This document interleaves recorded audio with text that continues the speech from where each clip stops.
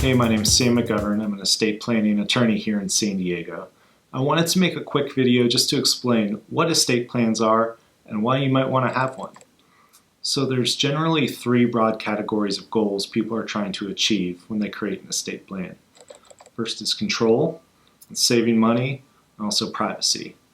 So control means that you get to be the one who decides what's going to happen to your property after you die, rather than the court deciding that through the probate system. So if you want your property to go to maybe specific friends or family members in a certain way, or even a charity, you can create those rules now before you die rather than the court deciding who should get it in probate. You could even set up a system through a trust where your property would be distributed over time rather than just at one point after your death. So people use this to make sure that family members are taken care of for the rest of their lives after they die, or even people with large estates can set up dynasty trusts that'll help support family members for generations to come after their death. Another goal that people are trying to achieve is saving money.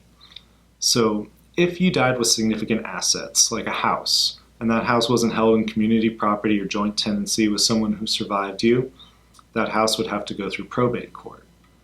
And the attorney's fees to take a significant asset like a house through probate could be tens of thousands of dollars. By doing some planning on the front end and setting up maybe a trust for that house, that property can avoid the probate system, and it also avoids those attorney's fees. And finally is privacy. Again, with probate court, it's government. Generally, most things that happen in court are public record. So if your estate was probated after you die, there'd be a public record of what you owned, who the claimants were to that property, and maybe even potentially who was fighting over your property after you died. When you die, you want to be remembered just all the good things.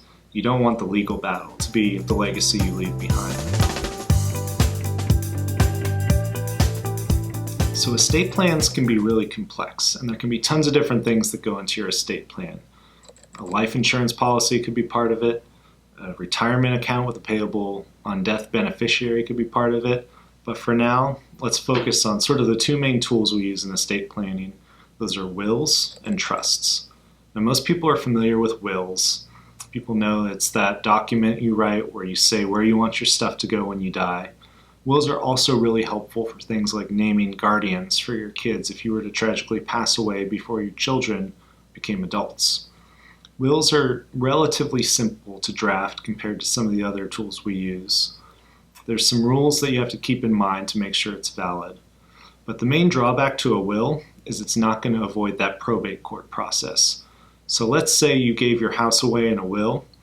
That house would still have to go through probate court and would be subject to those attorney's fees. There'd be a public record, and it would take a long time for that to clear the probate process and be owned by your beneficiaries. That's where trusts come in. So trusts are a much more complicated legal instrument, but basically think of it as something somewhere in the middle between a contract and a business entity. So the concept of a trust is that during your life, you give away your property to this trust. So that way, when you die, you don't own the property anymore, the trust does. And the trust is under a duty to distribute your property however you determined you wanted it to be distributed while you were alive still. Because when you die, you don't technically own the property, your trust does, that property in the trust does not have to go through probate court. So that means that it stays private, you avoid those attorney's fees, and it's also a much quicker process than if you had to go through months and months, even years of probate court. Trusts get complicated. They can be a little bit more expensive to draft on the front end. They can be more expensive to administer, but the main benefit is avoiding those probate fees after you pass away. That's money that you want to go to your loved ones, not to attorneys, not to this probate court system.